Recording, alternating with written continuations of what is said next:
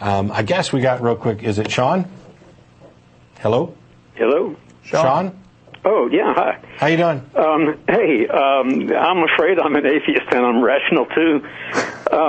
But congratulations. Yeah, sorry about that, guys.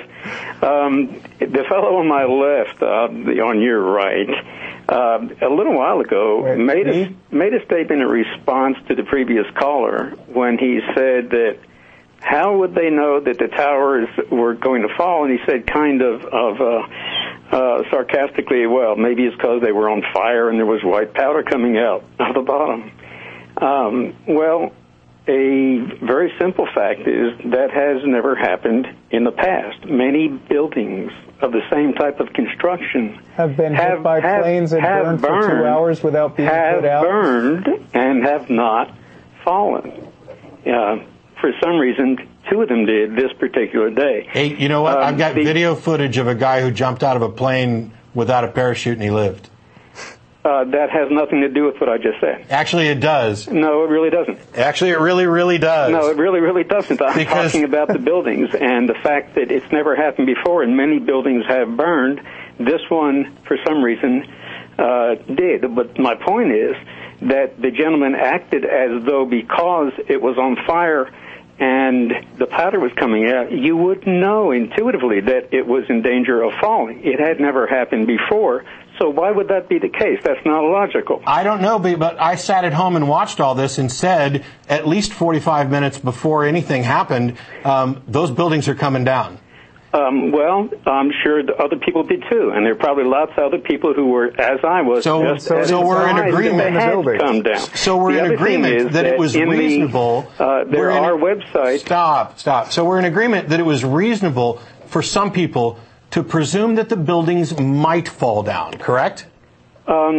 Yeah, and it was just as reasonable for other people to assume that they would not. So I'm sure some people did assume they would not. Possibly more reasonable since it had never happened before. And so what? That's all. Why does there have to be more? We're talking about that one particular point. The second particular point is that there is a lot of evidence. Make a point on the first one? I don't know that we made a point on the first one. The point was there was no reason to say, well, obviously it was going to fall because it was on fire. No. We just agreed that it was reasonable to presume that it might fall. You just agreed to that. No. Yes, you did. Rewind. Well, if you got a TiVo, rewind. I specifically asked, that it would, but and you agreed. History, it's not reasonable. And you agreed that it was reasonable that it might happen, not that it would. We both agreed that it was reasonable that it might fall, and that it was also reasonable to assume that it might not because this hadn't happened. But this exact scenario had never been played before. And we agreed that there were probably some people who thought that it would fall down, while there were others who did not. Wouldn't. Okay, well, I'll tell you what. So let's go to another point, and it's not last because we can't prolong this. There are several videos out that have a lot of evidence in it, not all of which I agree with. The opinions, certainly not all of which I agree with. But there's plenty of factual, scientific evidence that supports a conspiracy theory in the sense that what we are being told happened is not correct. Beyond that, you can go many different directions. Such as? What scientific evidence is there that refutes the standing explanation that is supported, in fact, by peer-reviewed science? The biggest one, probably, other than the fall of WTC-7. Nonsense. Is that in the sub-basements of all 3 buildings, almost a month later, were molten metal. This is already explained. I'm not sure who explained that, but if you look at I haven't watched the whole show. I'm not sure what's going on. Nor have I seen your past shows or any other previous discussion. No, it's not explained by us. I'm not an expert in this. I'm not the one who's done the peer-reviewed scientific papers that explain the things that you're claiming you have science to refute. Okay, you keep referring to peer-reviewed papers. Yes. I'm certainly not claiming I have seen those, but what I have seen... And what I haven't seen is peer-reviewed papers that support your claim. What I have seen is 3 or 4 websites, the contributors to which are scientists, are people with degrees under their names. They are. So what? They are peers. They are peers. Have they published? Have they published a peer-reviewed paper? Oh, give me a break. You're not going to say that just because something is published makes it real. No, but I'm saying that if they haven't published a peer-reviewed... Stop. I'm saying that if they haven't published a peer-reviewed paper, that they're just a scientist making a claim which has not gone through the scientific process to determine whether or not it's credible. Meanwhile, they're standing in opposition to actual peer-reviewed papers on this. I'm not saying that they're wrong. If they're correct, this is something that needs to be demonstrated, and it needs to be done by the process. We don't get to just say, this guy's a PhD, he's an engineer, he says this is impossible, therefore now it's plausible, when all the rest of them are publishing peer-reviewed papers saying, no, no, no, here's the mistake, this is wrong. Here's the thing about peer review, which I try to touch on a lot when we talk about creationism, which is basically that getting peer-reviewed is a necessary but not sufficient condition for having something that's actually scientific. The issue with peer review is that you don't just be some guy, even some guy with a whole lot of letters after your name, because that doesn't make you right about everything. Einstein was wrong about a lot of stuff. Rather than just being some guy with name recognition who says something, you write the things down that you're trying to say, and you put them out there in a journal that are read by other scientists in the field. And before it even gets to the publishing stage, a bunch of other scientists go over it with a fine-tooth comb, and they find everything that's wrong with it, and they say, I'm sorry, we will not approve this for publishing until you fix this, take it out, or explain it better.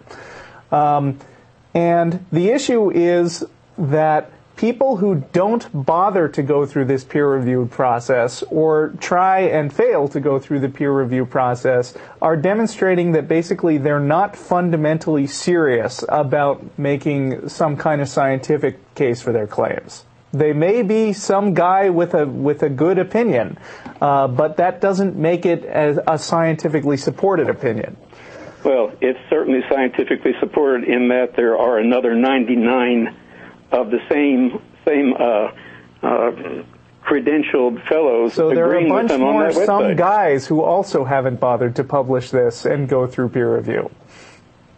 All right, am I on the air? Yeah. Okay, or talking to you. I don't really care whether I'm on the air or not. They're not just some guys with letters after their name. They are until they go through the process. They are scientists with educations. So what? Sure, I have an education. Until their idea goes through the process, it doesn't count. What do you mean? If you just say "so what" to their being scientists, I can just as easily say "so what" to peer review because the peers. Well, yes, you can. Well, you can say "so what" to peer review, and you know what? That's exactly what you're doing by accepting these people who you agree with, who haven't bothered to go through the process that would vet their idea. You're doing the same. No, because I'm not. Yes, you are. No, I'm not. Yes, you are. No, I'm not. One more time, you want to keep going? Is this a good dance for you? Don't want to keep because you're off the air now.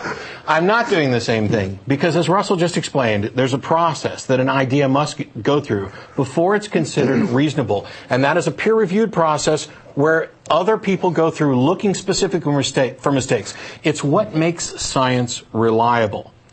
It is this process that makes it okay for people who don't necessarily know the science to accept this. It's not the PhD, it's not the credentials, it's not the organization. All those are just arguments from authority. It's the process, this peer-reviewed process, which is not infallible, but is the best we have for going through and analyzing claims to determine which claims are least likely to be wrong and therefore most justifiable to be accepted. To say that I'm doing the same thing by saying, no, I'm not going to accept something that's not peer-reviewed is just completely disingenuous. To say that that's the same as I can just disregard peer review. No, that one is a process that leads to the most reliable information, and it's specifically designed to stop us from relying on this other process, which is, hey, he's a smart guy, he's got credentials, and there's a couple other scientists who seem to agree with him. Now, the process exists for a reason, and it's this reason that underlies everything that I ascribe to in opposition to religious dogma and supernatural claims. Science is the single most consistently reliable method we have for determining an understanding of reality. Let me bring this back to what we were talking about at the beginning of the show, which is something at reptoids.com, the reptilian human things. Dun, dun, dun. This is the first guy, John. By the way, if you're on hold calling about 9/11, you can hang up because we're not talking about it again. We got 5 minutes left. That's true. So this is that John guy, John Rhodes, who writes, "Consider this fact," and I consider this almost exactly the same things that the callers are doing right now. Consider this fact. While scientists are proud of their cataloging approximately 2.5 million life forms, they reservedly estimate the total number of life forms to be approximately between 100 million and 150 million. That means that our scientists have only encountered about 3% of all the terrestrial life with which we share this planet.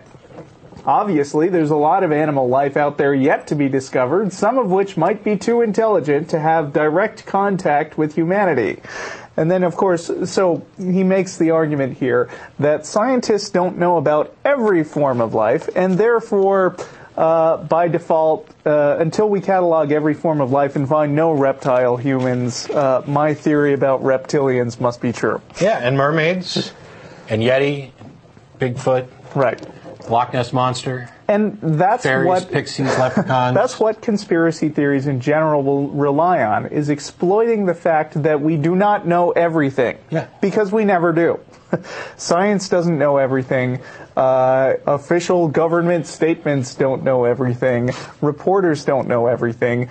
But where the fallacy comes in is they say, okay, I have an idea of what happened. Explosives were planted around the buildings. Yeah. And until you prove that there weren't any explosives planted around the buildings, that must be right. Hey, I have a theory. Demons came and grabbed hold of the girders and pulled the buildings down. Oh, that was a serious theory. You remember there was a picture of a demon cloud of smoke coming out. Damn, yeah. I could have shot. See, it's impossible to lampoon these ideas because there's somebody who's willing to believe anything. Even stuff that we know is fictional because we made it up knowingly. I mean, the Cottingley fairies, two little girls perpetrating a fraud with, and in modern culture, the special effects that they used, which were these cardboard cutouts that they then took pictures of, which, you could see the lines where they cut them out. I don't know how this fooled anybody, let alone Sir Arthur Conan Doyle. And to bring it to more recent examples, there was a guy who deliberately pulled off a Noah's Ark hoax by saying, look, I found this piece of wood from Noah's Ark. And it was a deliberate hoax. All he had was this one piece of wood that he soaked in something to make it look old. The creationists all went hook, line, and sinker for it.